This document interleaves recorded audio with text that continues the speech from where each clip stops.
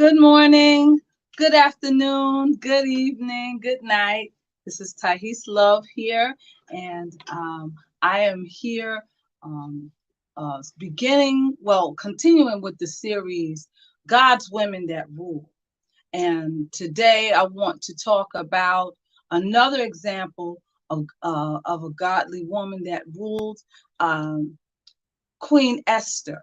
And as you can see, I am in my royal regalia today as Queen Esther, celebrating um, in honor of celebrating women in honor of Women's Month, and as part of the series God's Women That Rule, we will be talking about Queen Esther. Some of you all may have been with me last week when we spoke about another uh, godly woman that ruled, uh, a Queen Makeba, otherwise known as Queen of Sheba. And we discussed um, all about her. And if you missed it, you can go back and watch it on the replay on Facebook. But today we're going to talk about Queen Esther. Now, Queen Esther, um, although she had a glorious life um, towards the end, she started out with very humble beginnings. Okay, Queen Esther was originally born Hadassah. Hadassah is her name, and she was born, and she was a Jewish, of Jewish descent, um, from the tribe of Benjamin. Her parents, um, I, Abiel, Abihail, was her birth father, and her birth mother, um, is very little is known about her, and up until now, I don't have a clear name for her birth mother, um, but Hadassah's whole identity is obscure. Um, and when you look back at the history, her whole um, identity was hidden, and it was hidden for a reason. Um, for most of her life, because she was Jewish, and she was born during a time where the Jews were in captivity, um, and they were held in captivity by the Persian uh, government, and so they were chased out of Judea. They were um, held in exile, in captivity, by the Persians, and so they were under Persian and even Greek, before Persia. They were held under um, captivity under the Greeks as well. But at the time that Hadassah was born, she was born to parents who were in captivity, um, and were under the subjective rule of Persia. And so her parents died. That's all it says, is that her parents died. Don't know how they died, if they were killed or what, but they had, both her parents had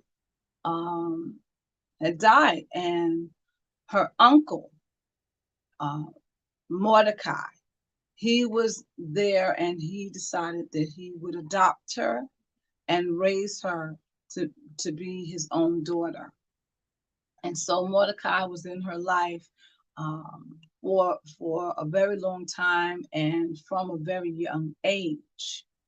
So young, uh, was that she was that he the Bible says he raised her up. So he taught her everything that she knew. He even is known as her father. Um, and so they had a very, very close relationship, and Mordecai was very, very protective over her, because there are no those times. It was a very difficult and perilous time for people, uh, um, for people who were Jews at that time. Um, they were persecuted. They were held in captivity, uh, and by people who, and nations who were uh, pagan believers. And so the Jews were very much discriminated against because of their uh, traditions and religious practices. Um, and so when as Mordecai raised Hadassah, he raised her. They both uh, went to Persia. Actually, they were brought to Persia, and because they were there, and Persia wasn't the kingdom of Persia wasn't a uh, Jew-friendly um, kingdom at the time. Uh, Mordecai instructed Hadassah in certain ways that she were to carry herself. And he instructed her to not tell anyone of her birth heritage. So both her and Mordecai did not discuss her birth heritage um, with anyone. Uh, Mordecai, it was clear that he may have been Jewish because of the way he carried himself. Mordecai was he was a Levite actually.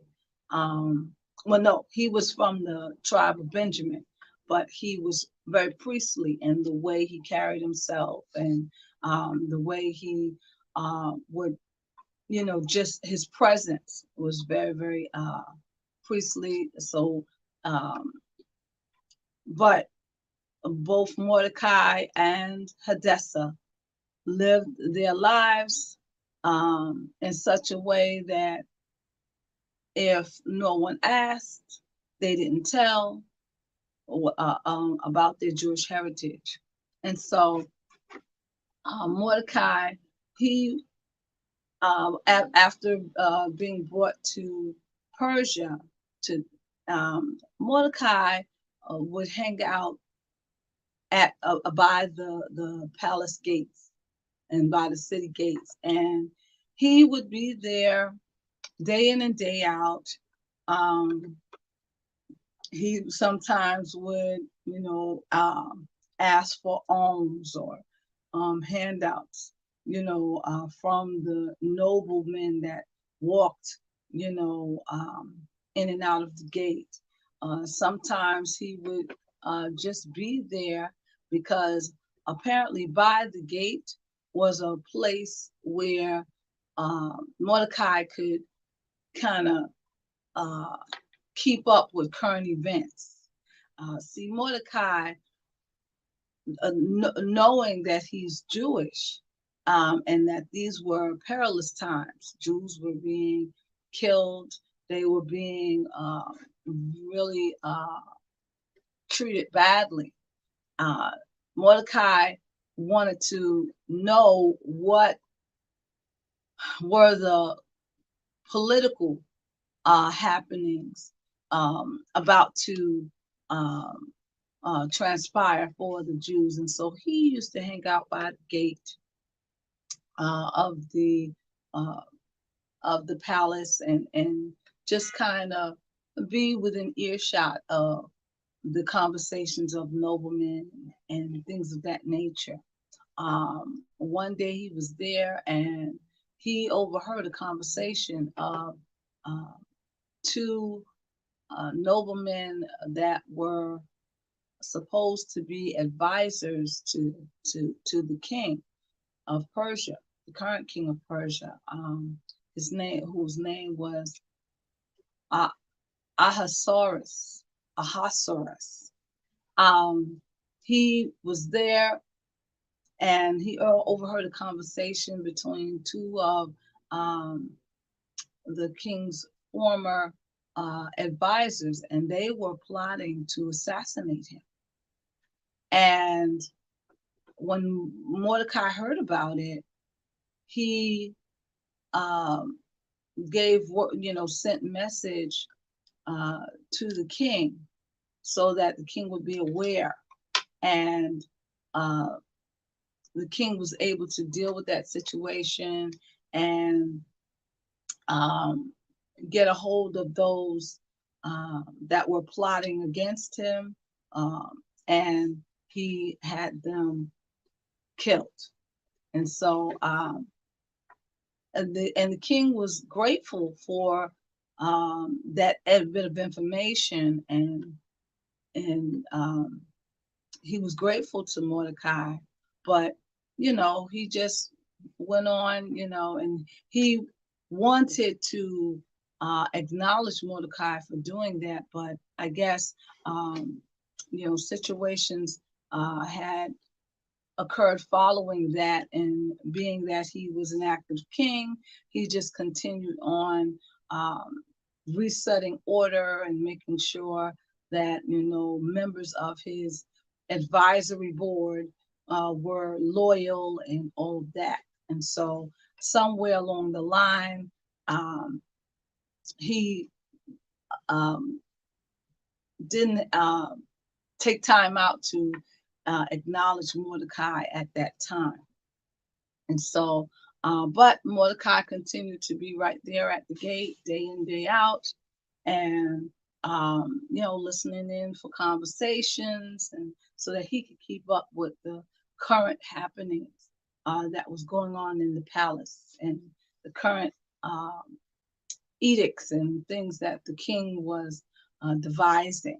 See, King Ahasuerus, he was impulsive.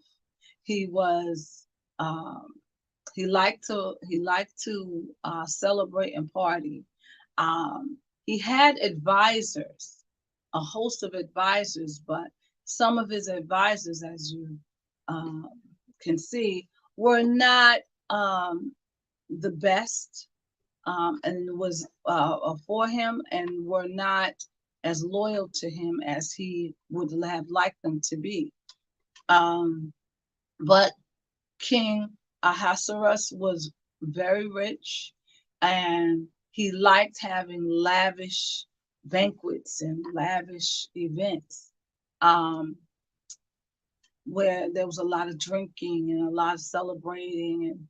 And the king often liked displaying his wealth and to others, to impress um, his friends, and who were noblemen from other countries, and different people like that. He wanted to impress them, to show how great of a king he was, and all of that.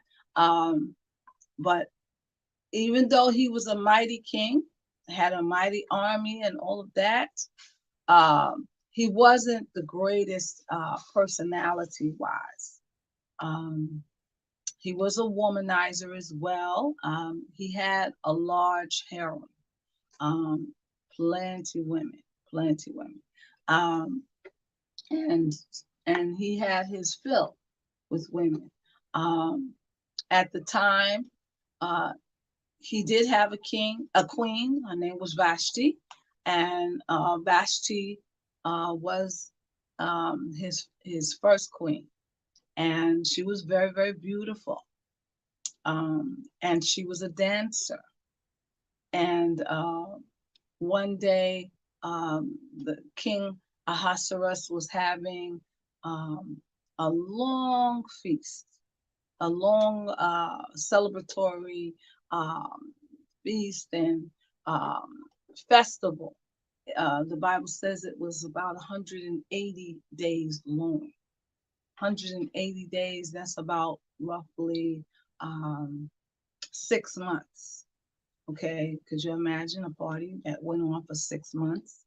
But yeah, that's how King Ahasuerus, that's how he rolled. That's how he liked the party. Um, so having a 6 month party, and then after he had the 6 month party, um, he had another uh, 7 day party after that.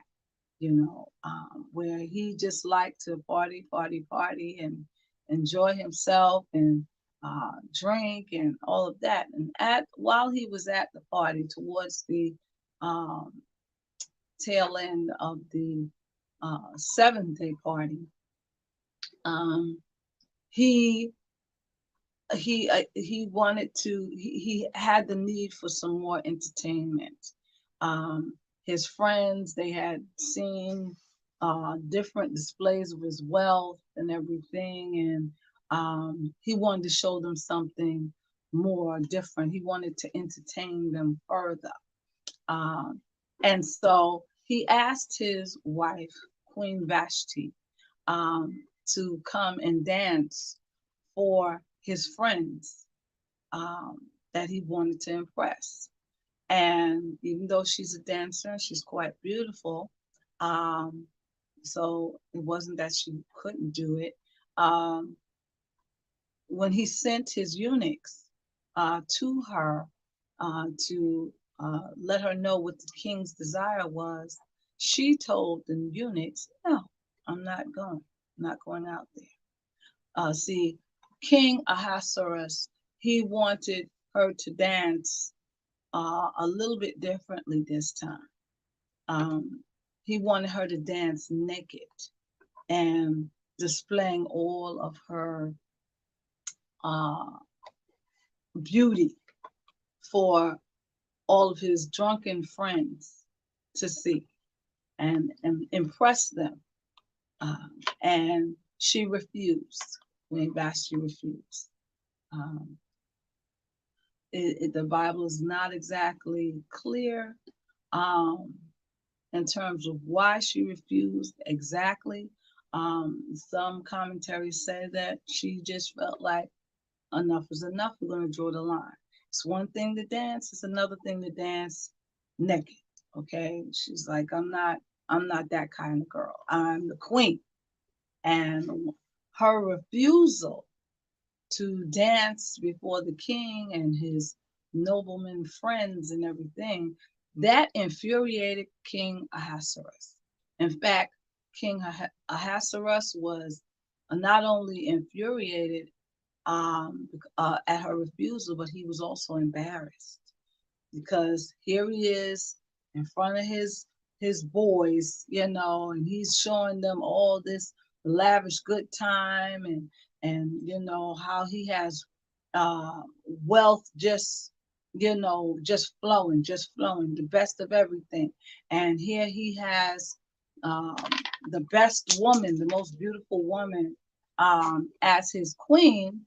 And she's gorgeous, and even though they may have seen her face before and everything, he wanted to show them just how really beautiful she is. And he wanted, and you know, she simply said, "No, I'm not doing it. I'm not doing it. Not." And so, King Ahasuerus was also embarrassed that, how dare she um, deny my request?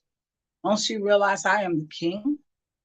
And so his advisors that were there, they said to King Ahasuerus, "You're going to have to do something about that, because if you let that slide, all of the women of Persia, um, the generals' wives, the soldiers' wives, they will take example from Queen Vashti and will disobey or refuse the request of their husbands as well.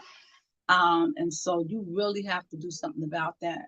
And so King Ahasuerus decided, you know, his advisors were right, and he sought to make an example of Queen Vashti, um, so that no other woman would decide that she wanted to deny any of her husband's requests or anything of that nature. And so he had Queen Vashti uh, uh, removed.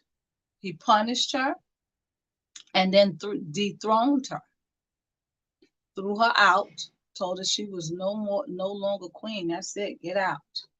And she was carried out of the palace.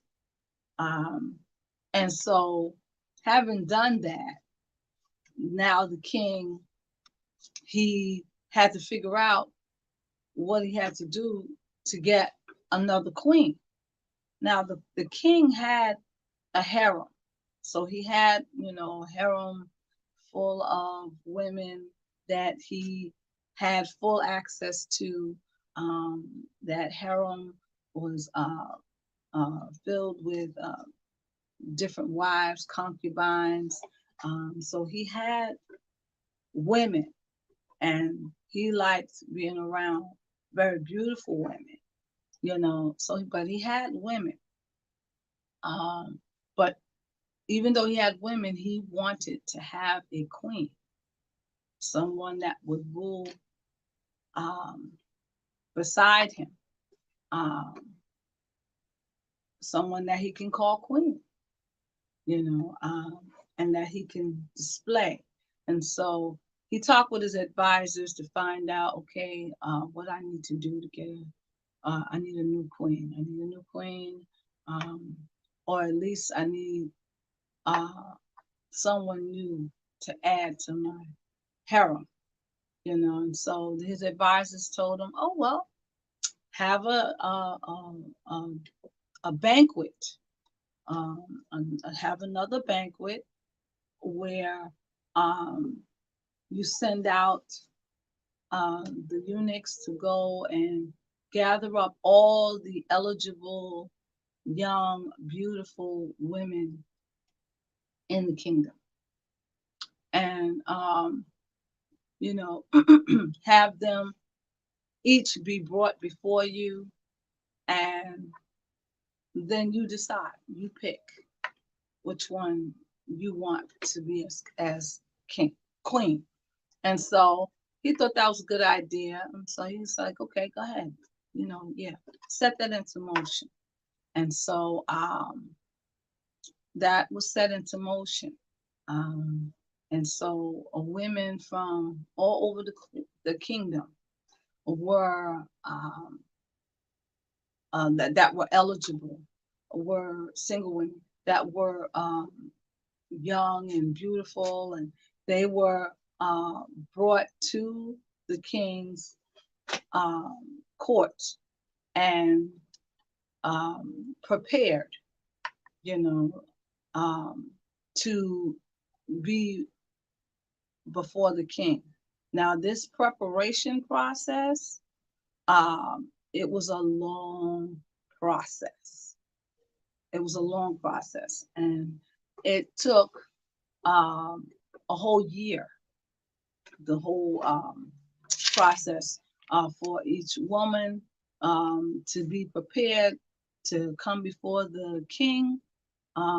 They each spent a whole year preparing so that, the next year they were all paraded and marched in the king's presence so that the king could, view and make his decision on which one he would like to be queen.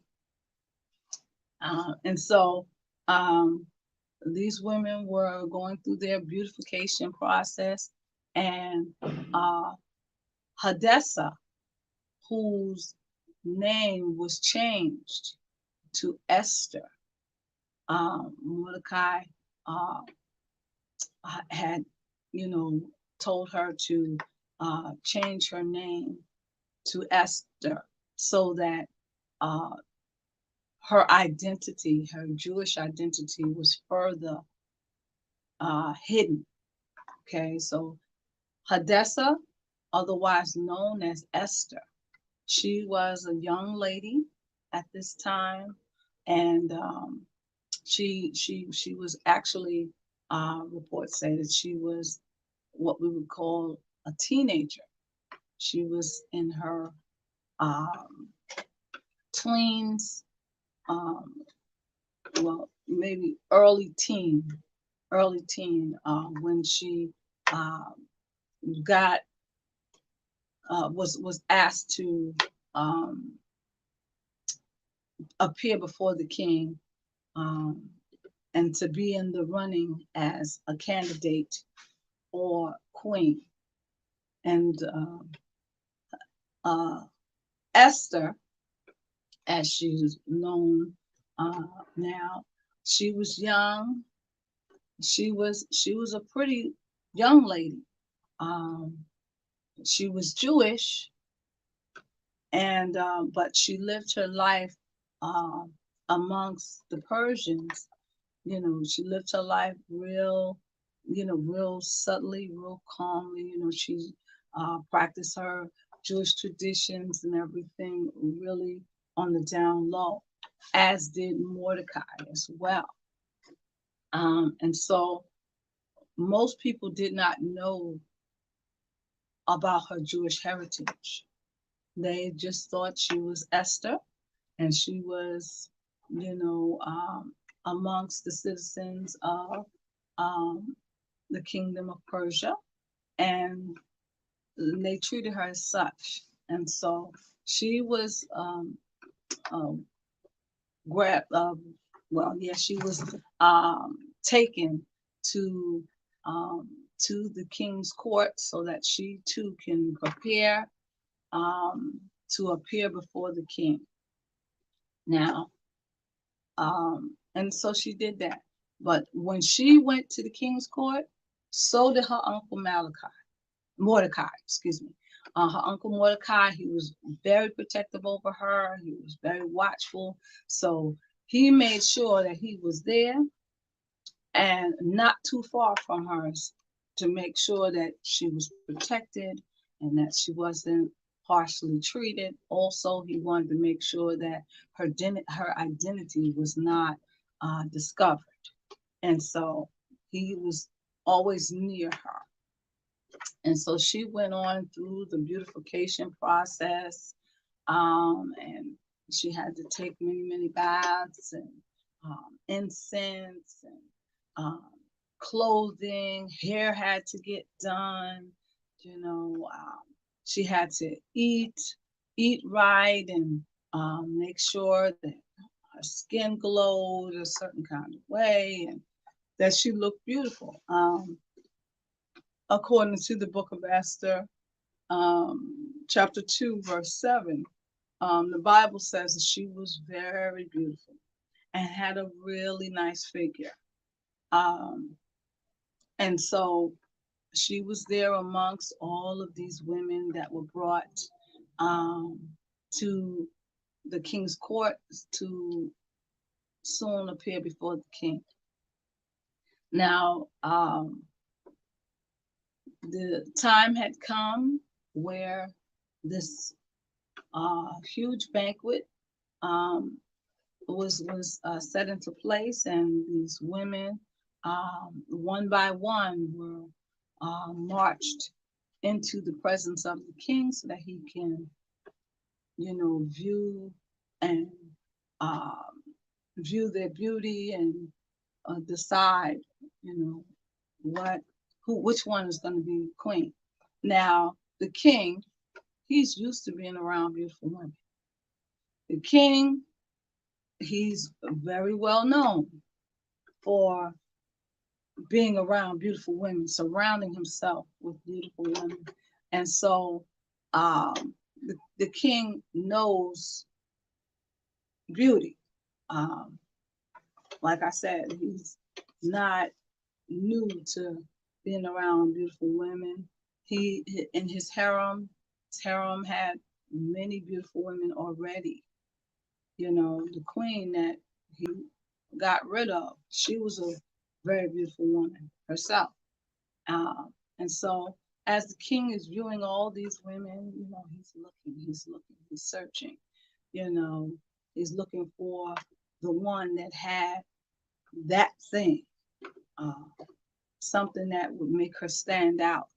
Because a lot of the women were very, very attractive and very beautiful.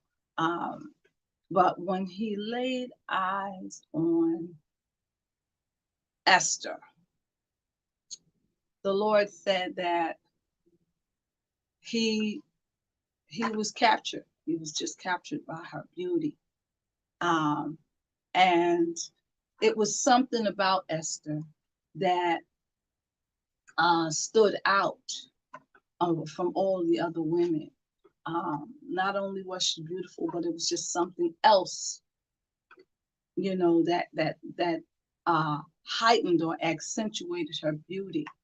Um, Even though she, you know, she didn't talk or say a whole lot, because it was the king's tradition that um, you spoke only when spoken to, when you are in the king's presence.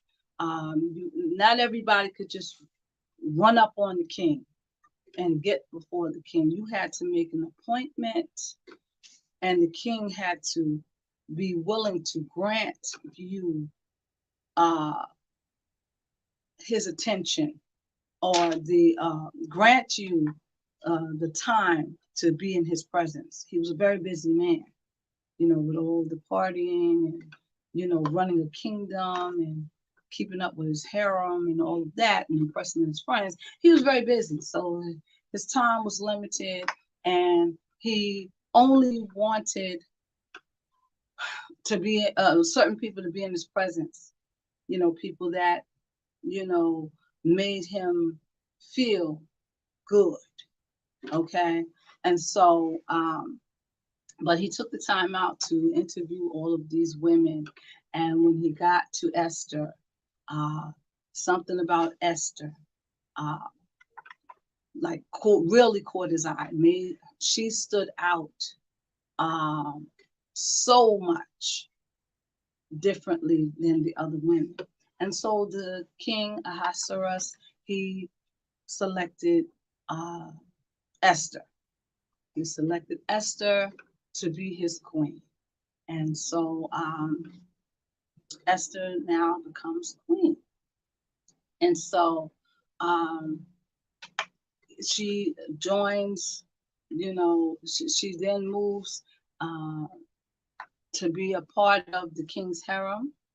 And even though she was new to the harem, she was new. She was a new lady on the block. Um, she quickly found favor, the Bible says, even with the other women in the harem.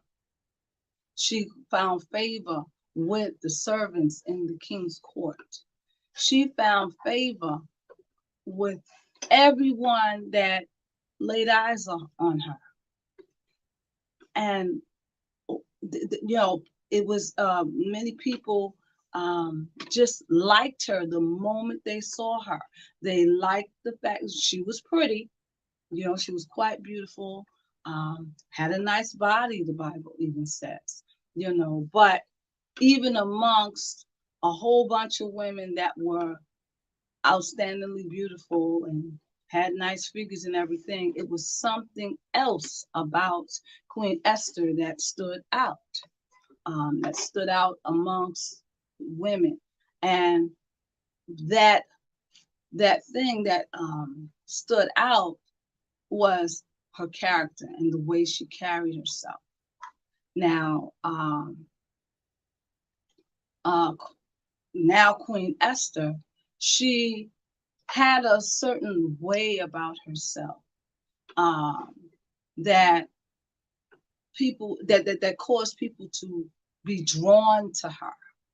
Um, I read one commentary that said that God gave her beauty in such a way, uh, that beauty was her superpower. And now, when I read that commentary, I'm like, how can beauty be a superpower? Um, well, beauty can be a power, if your beauty is other than skin. Okay. Um, the Lord had enhanced her beauty in such a way that her beauty was more than skin deep. She not only was nice to look at, but it was a pleasure being in her presence because of the way she carried herself, because of the way she would interact with people. Um, she wasn't loud and boisterous and everything like that, but she had a certain uh, regal way about her. She knew who she really was, and she knew that she was uh, a Jewish woman, uh, even though after all of the adornment and beautification, you know, she may not have appeared, uh, she may not have looked like um, her Jewish relatives and everything, but she was still Jewish nonetheless. And um, her her it wasn't just her outward beauty, but her inward beauty, her faith, uh, that she did not mess with. She did not compromise her faith. She uh, compromised some other things, um, and tradition wise, but her her faith, her uh, religious practices to her God, she did not compromise that. Um, and so she quickly became a favorite, the King Ahasuerus' favorite wife, as well as queen. And he loved her. He loved her. He loved her. Um, and so, but the king had some advisors that, you know, were not, as I stated earlier, were not the greatest of men. And so he had um, one advisor and manager, so to speak, that he trusted. His name was Haman. And Haman, he uh, he had great influence. Um, he was he had a position of power and influence. He had he also had wealth, and he had sons, and he had a wife, and he could he had the king's ear. He had King Ah- Ahasuerus's ear. Okay, he could say certain things to the king, and the king would think about it and decide, you know what, that's a good idea. That's a good idea. So he was amongst the king's um, advisors, someone that the king trusted. Okay, and so he was very close to the king. Um, and so, being that he was very close to the king in terms of his rank and position, when he would walk in and out of the um, king's court, or the palace gates. He wanted everyone to bow down to him as well as to the king. And so he made this uh, rule that when he or the king comes through, everyone is to bow down. And so he was coming out, Haman was coming out of the palace gates, and Mordecai was standing there, like he usually is, just doing what he does, and um, just kind of hanging out and conversing with people, and being within earshot of whatever conversations that were going on by the gate. And so Haman comes through the gate, and he looks at Mordecai, and the rest of the people who were there, the men that were there, they all prostrated themselves. They bowed down to Haman. Mordecai refused to bow down. Mordecai did not bow down to the king or Haman because it was against Mordecai's religious beliefs to bow down to anyone. And so Haman noticed that Mordecai did not bow down. He tried to get Mordecai to bow down. Mordecai refused. Haman decided, he's going to walk on, but he felt disrespected by Mordecai, and he wanted to get revenge on Mordecai for disobeying him in his command to bow down to him. Mordecai wasn't fazed by it. He's just like, look, my faith, I don't bow down to people, so that's just me, So Haman went on and had asked some of his advisors and some of the people that were even at the gate, who is that guy? Who's that guy Mordecai really? Why is he there? And he found out that Mordecai was Jewish, and that Mordecai frequents hanging out there by the gate often. And so Haman went to the king. Well, Haman had devised a plan first amongst some of his advisors, and he had access to the Persian army even. And he had put into place a law that said that, we're going to get rid of all people who refuse to bow to the king and Haman, including, but especially Jews. So Haman he devised a plan, tried to put into law that all Jews be executed. And so Mordecai, being by the gate, hearing the other noblemen and people that go in and out of the king's palace and all of that. He's overhearing this conversation, and he finds out, oh my goodness, they're talking about killing my people. And so Mordecai becomes alarmed, and he gets word to Queen Esther that she has to do something about this to unfoil this plan. Otherwise, her people will all perish.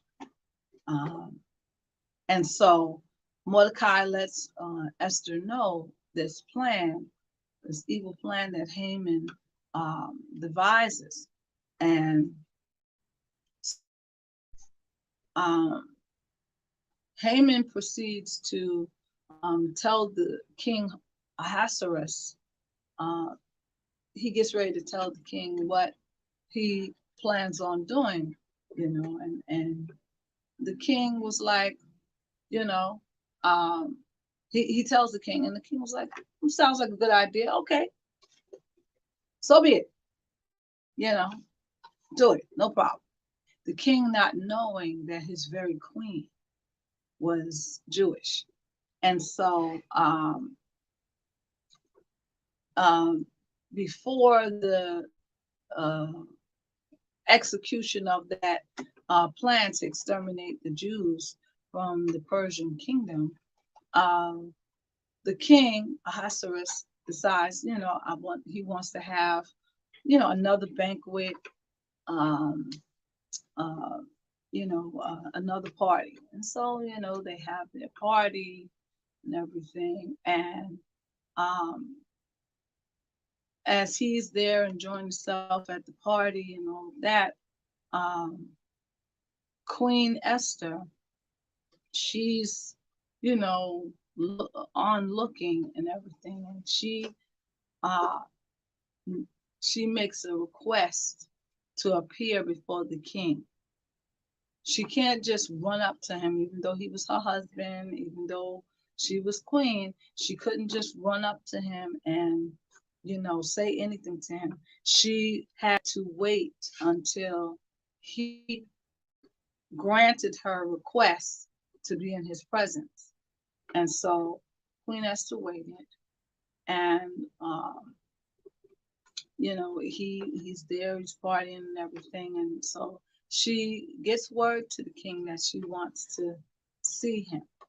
Um, she has something that she wants to say to him, and so um, he he lets her know, okay, uh, I'll see you, but not right this moment, and because he was busy, with his banquet and everything. Um, After his banquet and all that, he still um, make arrangements to see Esther, um, as he promised. And so Esther, noticing the time is by, Esther decides to go to the king's quarters. Even though he didn't send for her, even though he didn't ask for her, she decides, you know what, I'm going to go. And back then, with King Ahasuerus, if you got into his presence or tried to get in his presence without him um, asking for you, you could be killed. You could be killed. You could be murdered right on the spot. The king had soldiers, and he had, his bodyguards all around him. And so, if you ventured out like that, they would swiftly uh, get to you and end your life. And so, Queen Esther decided to take a chance on her life and go to see the king in his quarters, even though she wasn't authorized to do so. And so she goes to see the king, and she makes sure she's beautiful, And so when she appears at the door, the threshold of the door, the king sees her. He sees her approaching, and she stands there, waits. He's looking at her. He's like, "Oh, my beautiful one, why have you come?" And she says to him, still at the threshold of the door, um, I need to speak with you. Um, I'd like to speak with you. And so um, the Bible says that he holds out his scepter, um, and bids her, bids her to come in, and he holds out his scepter. When he holds out his scepter, that's a signal to the guards, his bodyguards, that don't touch her. She has been granted permission to enter. You know, if he didn't hold out that scepter and she came across the threshold of that door, they would have killed her. Because they have instructions to kill, you know, anybody that uh, unlawfully approaches the king. And so he had to hold out his scepter, you know, to give that's the signal to let the guards and everyone know, okay, she's all right, you know, she can come in. And so she comes in, and she, you know, she has to touch the top of the um, scepter, and then the king brings the scepter back close to him, and she is now in the king's presence, and she says to the king, "Oh, um, I want to have a a banquet. I want to have a banquet honoring you and your advisor, chief advisor Haman. So I want, you know, show my gratitude and appreciation, wonderful of a king you are, and so I'd like to invite you and Haman to to this banquet, and um, you know, you enjoy yourselves and everything." Um, so the king says, "Okay, sounds good, but what do you want? What do you want? You can have anything you want." The king loved her. He loved her. And he told her, what would you wish? You can have anything, you can request anything you want from me, and I will give it to you, up to half of my kingdom even. And she goes, "Well, um, I'll after the banquet, I'll let you know, what it is that what my others are. But for now, I just would like to have the presence of you and Haman at my banquet, that I will prepare a lavish meal for you to your honor." He goes, "Okay, fine, you know." And they arrange the date and the time. Sure enough, she prepares this wonderful spread of food and lavish banquet, and the king tells Haman um, what, you know, she had requested, his presence. And so um, Haman, he shows up, he's all excited. He's thinking that, oh, you know, I'm the king's right hand man, so, you know, I'm special. That's why I was invited to the banquet and none of you were, you know, talking to some of the other advisors and dignitaries. And so um, he comes and they have a great time at the banquet. And so then at the banquet, um, uh, Esther, she, you know, um, make sure that they all have a good time. They're all well fed. They enjoy themselves and thing. And then this banquet, the after the banquet, uh, the king, he asked Esther, you know, this was a wonderful banquet, lovely. I'm enjoying myself. What could I give you for doing this for me? What could I give you? Anything, anything you want, up to half my kingdom. What can I do for you? You're so beautiful, and I'm so uh, pleased with you, and I'm so glad to have you as my wife and my queen. what can I do for you? So she uh, she lets him know, um, she'll talk to him about that later, you know. Um, but she lets him know, I'll get back to you on that. Don't worry about that. Let me clean up and all this. So after the banquet, um, they she the Haman and the king, um, they get ready to have a discussion. But let me backtrack a bit. Before the banquet that Esther had, I believe it was the night before, the king Ahasuerus was having trouble sleeping.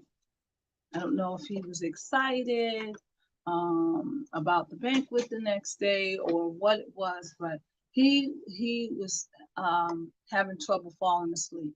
And so, um, in an attempt to try to relax and so he could fall asleep, he had the he had someone come and read the Chronicles to him.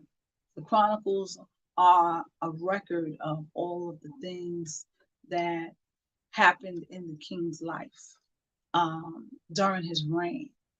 And as um, someone was reading the Chronicles to him, um, he was listening when there was a part that was read that talked about how there was an assassination attempt on the king's life and by um, some of his chief advisors, and how this man Mordecai um, had revealed that to the king and hence saved the king's life. And the king was able to uh, get rid of those advisors and have them killed, um, uh, dismantling the assassination attempt. And so the king was listening to this and he goes, "Oh yeah, I remember that. What did we ever do anything to honor Mordecai? I don't recall us doing anything. Oh, he deserves to be honored. He saved my life. And if he didn't do that back then, I wouldn't be where I am here now and today." So he started thinking that to himself. So um, the next day, the banquet, uh, Queen Esther's banquet happened, and uh, uh, during either at the end of her banquet or afterwards, King Ahasuerus had a discussion with Haman. Haman, being one of his chief advisors, um, he said, "Yeah, I've been thinking there's someone, a man that I want to honor. He has served me well in the past, and I never really took time out to show my appreciation to this man. And I realized that I I can trust that man with my life." Um, the king didn't say who it was, but Haman, thinking that, well, I am the closest one to the king, and I'm his chief advisor, and you know, I've served him many years very well. He must be very, very pleased with me. So he's thinking, oh, the king must, he's asking me what's the best way to honor me, right? And so the King Ahasuerus asked him, "What do you think? What do you think should be done to honor someone like that?" And so Haman, thinking that the king is indirectly talking about Haman, Haman says, "Oh, You should make him prime minister. You should have a lavish banquet, and you should allow him to manage the kingdom, you know, um, for you officially. And so the King Ahasuerus said, you know what? That's a good idea. You're absolutely right. Okay, thanks. So the king has that in mind that that's what he's going to do. But he's not going to do that for Haman. He's going to do that for Mordecai. So he uh, began to think about, when is he going to have this lavish feast, you know, um, and the different ways that he can um, honor Mordecai for saving his life way back when. So Haman thinking to himself, "Oh, I better get ready. There's going to be a banquet in my honor, another one, you know." And he's thinking also that, oh, the queen must have, put that thought in his mind, about me. And so he's all excited, and he's, preparing himself to be honored, because he's thinking that he's the honoree. So after Queen Esther's banquet, um, Queen Esther, she goes to the king and lets him know that she's Jewish. Um, some reports say that she did it at the banquet, um, in front of Haman. Others commentaries say that she did it. She went to the king privately first, um, and revealed her true identity. And so um, when she revealed her identity, the king was like, okay, and you know, you're so beautiful, you're my queen. So, you know, he said, but what is it that you request? And she said she would like the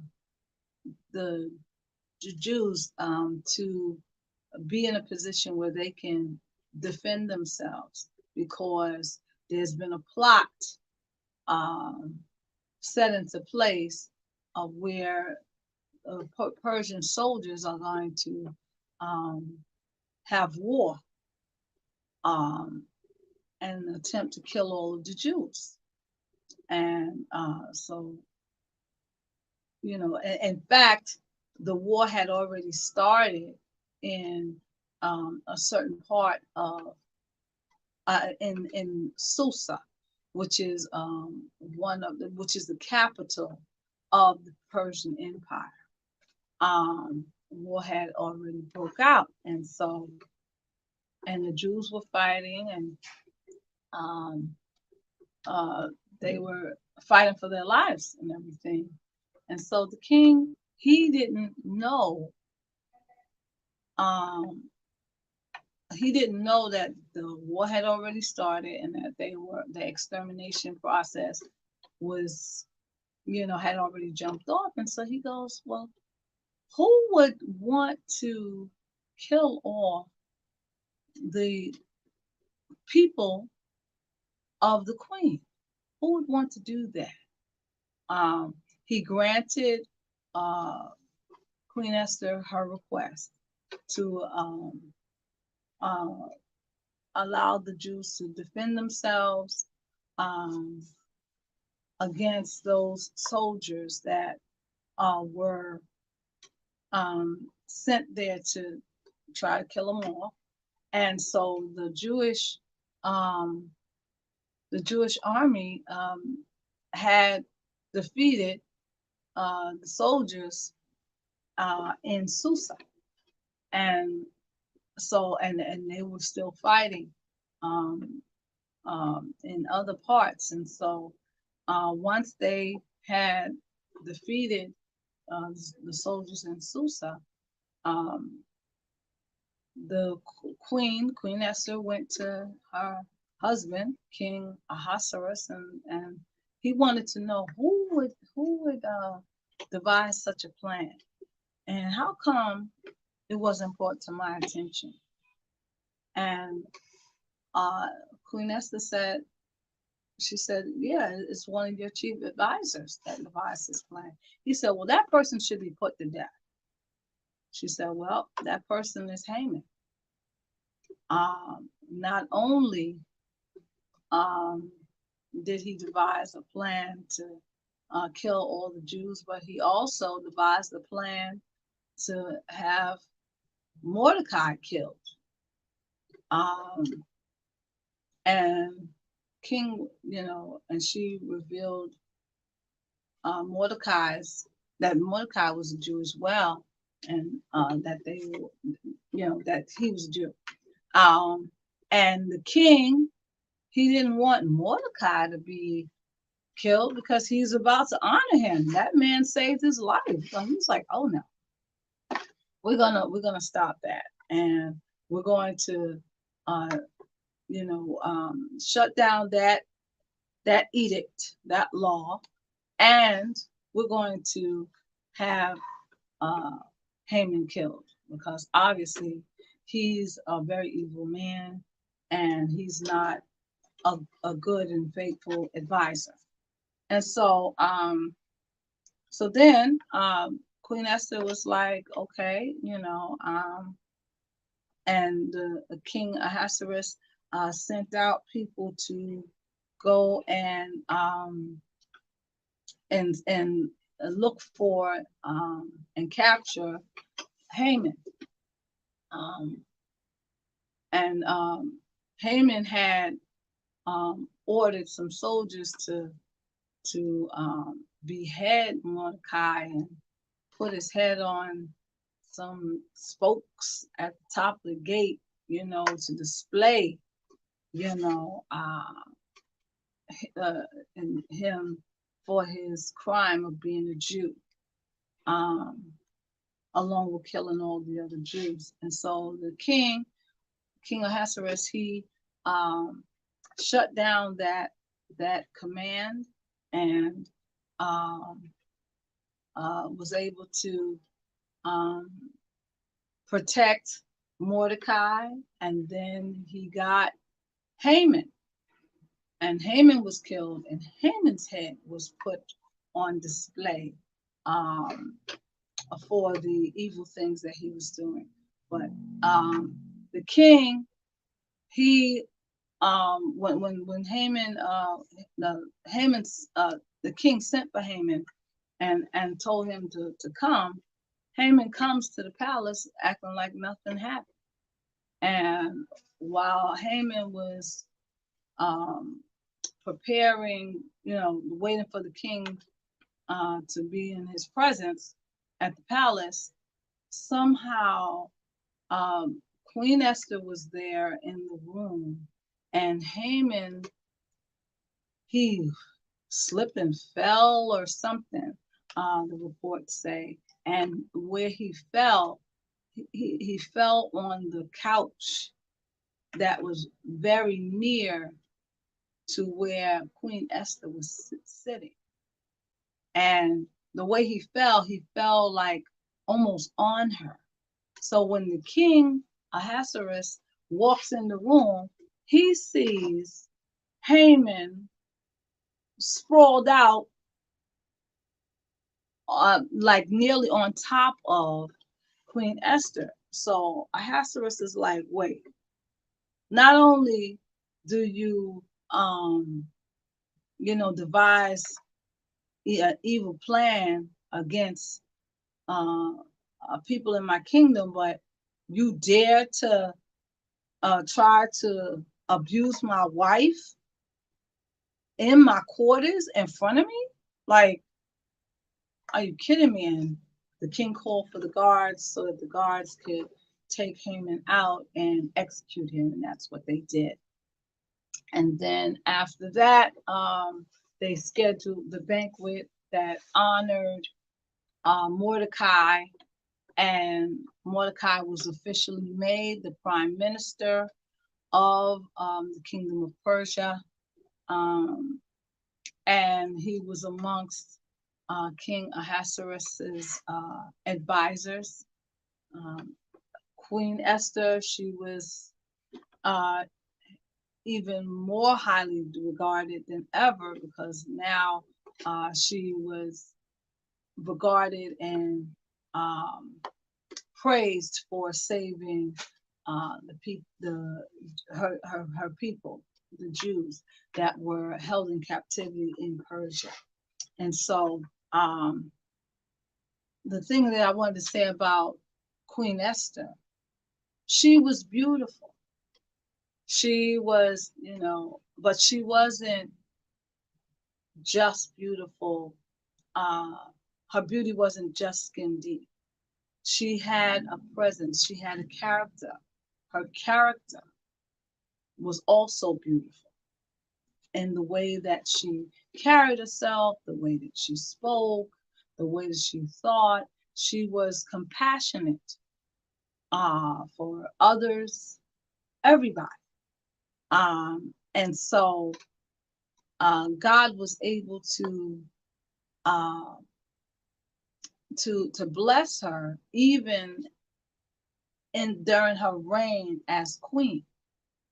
Okay, um, and she was able to reign. I believe it was for another 40 years, and no, well, yeah, some accounts say she reigned for another 40 years.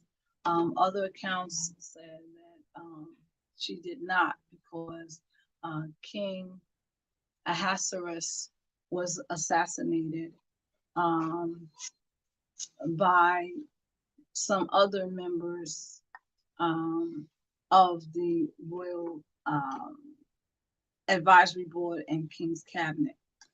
But and it's believed that Esther was killed right along with him. But before they were killed, Esther gave birth to 5 children. Her oldest son, Darius, he became king. He was the successor of Ahasuerus. And then she had another son after that, uh, Artaxerxes. Um, King Ahasuerus, he was also known by the name of King Xerxes.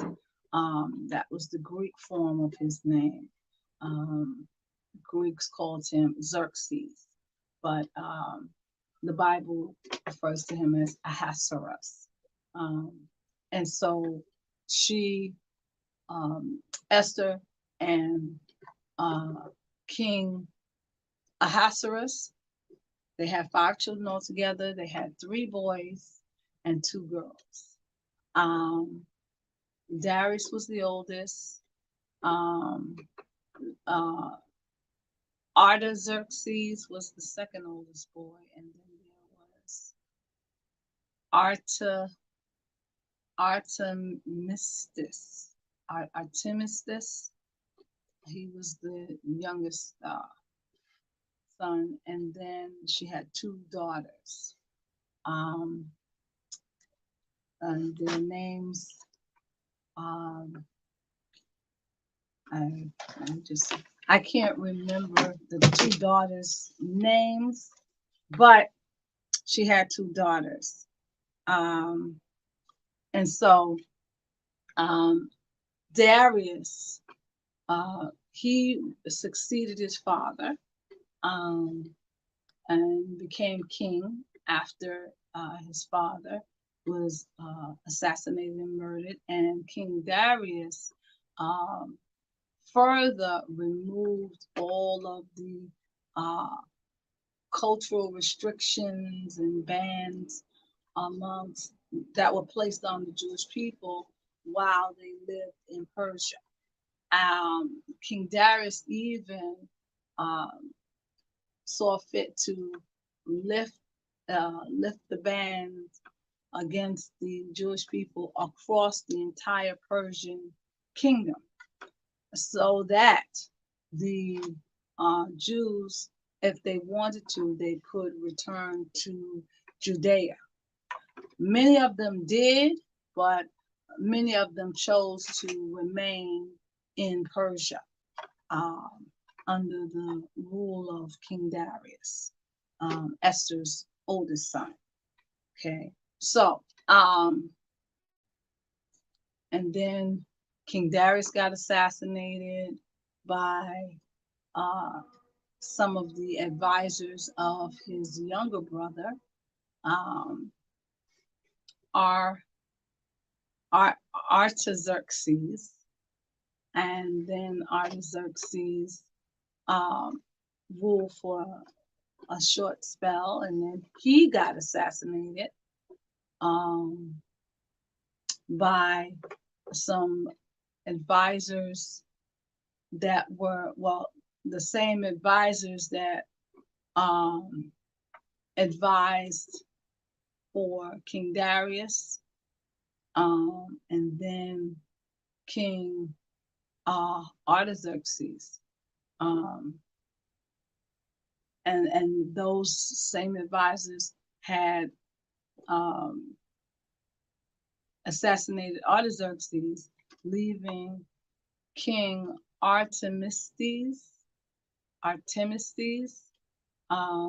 the youngest brother. And he then found out what, who was plotting um, against not only him, but also his family. And he was able to avenge the murder of his parents, of his two older brothers, as well as um, shut down the execution, assassination of his own wife. And so um, there you have it.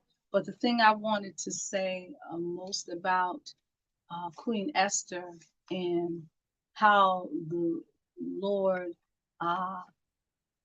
had her rule, it was because of her influence, because of um, her beauty, and beauty both uh, in appearance, but also in character.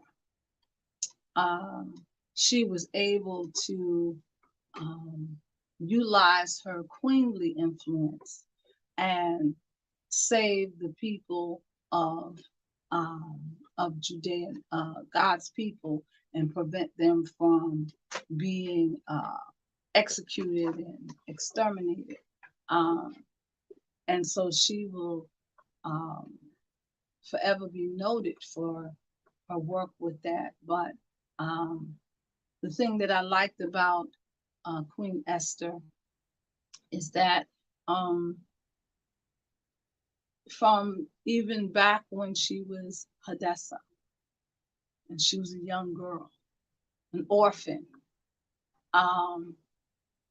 she had favor. God had granted her favor from then. Um, Many orphans, wind up destitute, especially back in that time. They wind up destitute. They wind up being a servant in somebody's household, or a slave, or at most somebody's concubine, and that was to be Hadassah's fate. But God stepped in, and God changed her fate because of her faith. And even though she was selected to be a member, one of the newest members of the king's King Ahasuerus's harem, he decided, God moved on him to make her not only one of his concubines, but to elevate her status to queen. Um, and that she did. And so God enhanced her outward beauty by, giving her inward beauty as well, beauty in character, beauty in spirit. And so her beauty wasn't only skin deep. Uh, she was able to utilize her whole character, um, and uh, use it to influence others in a positive way. She even upgraded her king, King Ahasuerus. At the rate he was going with his partying and drunken self, he could have easily got, assassinated many times.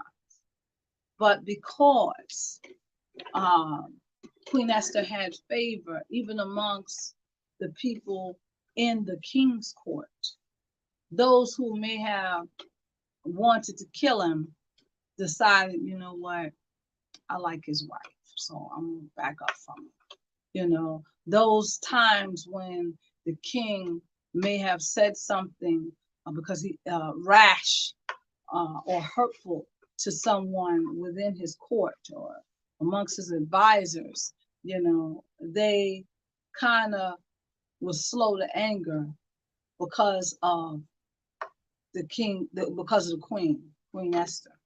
Now, her name, Esther, Mordecai decided to change Hadassah's name to Esther, to name her after a pagan goddess, um, so that she could blend in better with the Persian society. And she was named after a pagan goddess named Ishtar. Ishtar was the goddess of uh, beauty, sex, war, justice. Okay.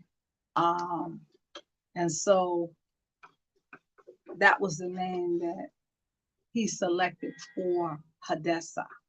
And she wore that name, carried that name um, as queen.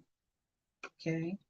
Even though she was really, her identity was really that of Hadassah. And the name Hadassah, that name means myrtle tree, and a myrtle tree is a symbol of joy, joy and peace. And so, um, in the Greek, it means myrtle tree, but the Hebrew it means compassion. So Hadassah's very name was compassion, and that's who she was, compassionate. And so she was able to rule as a woman of God, um, and carry out her godly purpose, um, and and showing us as women today, don't be cute for nothing, for just anything. No, it's important to be not only pretty on the outside, but more importantly, be pretty on the inside as well. And use your beauty for good, not for selfish gain. Queen Esther could have did that all day, but that's not what God wanted her to do. Like King Ahasuerus, there were plenty of, he had plenty of beautiful women around. Plenty. He was surrounded by beautiful women. You know, he had his fill of them. To him, beauty comes, beauty go. He didn't grieve too hard when he excommunicated Queen Vashti. He didn't grieve too hard at all. He didn't even miss her. As you can see, he easily replaced her. So, ladies, don't get caught up with your outer beauty. Okay, because outer beauty, as stated in Proverbs 31, verse 30, outer beauty is vain. It comes and it goes. You know, you're not, if you're somewhat attractive, you're not the only attractive person on earth. You're not the first, and you won't be the last. Okay, and Esther had favor. Many people who are attractive, yeah, they have favor of man. But as it states in that same verse, Proverbs 31, verse 30, favor it can be deceitful. You know, people will grant you favor in exchange for something, you know. But God's favor, now that's eternal. If you want favor, you want God's favor. Because God's favor, it doesn't deceive. It can't be used against you. God's favor is from God. But in that same verse, it says, but a woman who fears the Lord shall be praised. So beautiful women everywhere, and all of us are beautiful women because we were created by God, and everything that God created is good. The Bible says we are fearfully and wonderfully made. So beautiful women everywhere. Don't get caught up with your outer beauty. Work on and discover your inner beauty as well, because it's with the beauty of your inner woman. That's the part that God can use and embellish and help you to utilize all of your beauty for His good and His purpose. Thank you so much for letting me share. If you have any questions or comments, feel free to put them in the chat, and I will respond to them. Thank you so much, YouTube family, for tuning in. And thank you also, my Facebook family, for viewing once again. And so this is the second installment of the series, God's Women That Rule. And we will continue upon the next Sunday with the next woman that we will be talking about. And so stay tuned. Look out for the announcements and notifications, and so that you can find out who that is. Okay. Take care. Thank you so much. Good morning, good afternoon, good night. Have a great day. Bye-bye. Esther signing off.